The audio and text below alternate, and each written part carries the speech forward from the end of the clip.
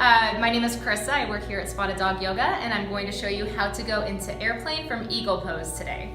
So in your eagle pose, we'll go on the left side. My left leg crosses over my right, and left arm comes under. And I want to make sure I squeeze from skin to muscle to bone, and then get active and draw into my center line here in my eagle.